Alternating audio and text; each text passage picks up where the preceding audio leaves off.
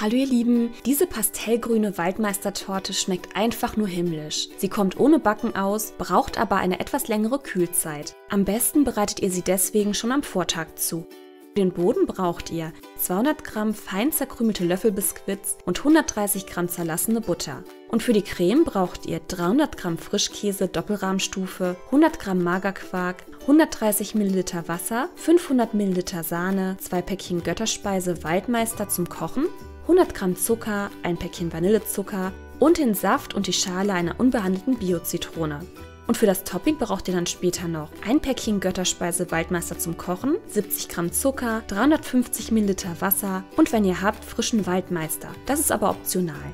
Das Rezept mit den genauen Mengenangaben zum Nachlesen und Ausdrucken ist wie immer unter diesem Video in der Infobox verlinkt oder ihr findet es direkt auf koch-kino.de.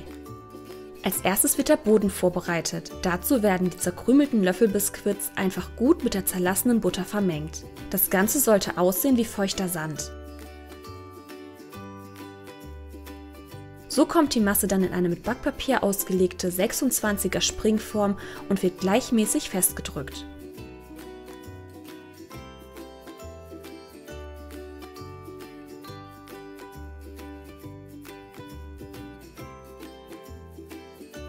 Der Boden sollte dann für eine gute halbe Stunde zum Festwerden kaltgestellt werden. Und dann geht's auch schon mit der Tortencreme weiter. Dazu werden Frischkäse, Magerquark, Zucker, Vanillezucker, Zitronensaft und Zitronenschale verrührt.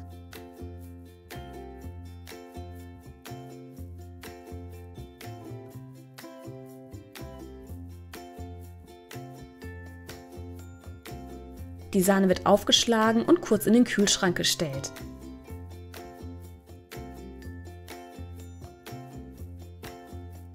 In einem kleinen Topf wird das Wasser zusammen mit der Götterspeise erwärmt, bis sich die Götterspeise komplett aufgelöst hat. Das Wasser darf auf keinen Fall kochen.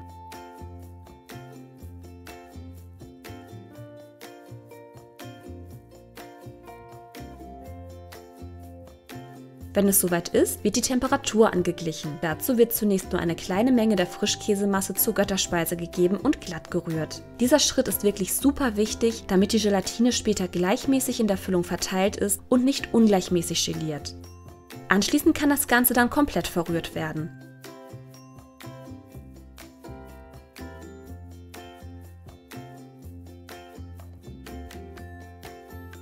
Wenn die Masse anfängt zu gelieren, wird noch die Sahne untergehoben und die Creme kann auf dem vorbereiteten Boden verteilt werden.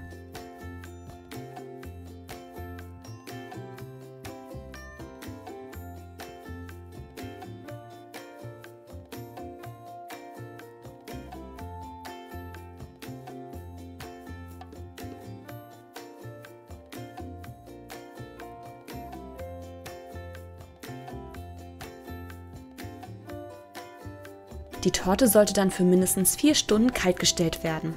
Kurz vor Ende der Kühlzeit wird schon mal der grüne Waldmeisterspiegel vorbereitet. Dazu werden Wasser, Götterspeise und Zucker erwärmt, bis eine klare Flüssigkeit entstanden ist.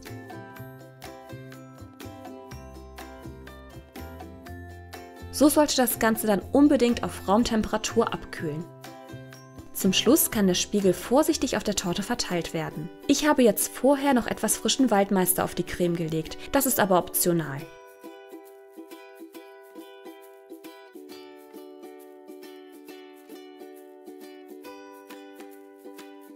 So sollte die Torte für weitere 2 Stunden kaltgestellt werden, am besten über Nacht. Und dann kann der Leckerbissen endlich vernascht werden. Lasst es euch schmecken, ihr Lieben!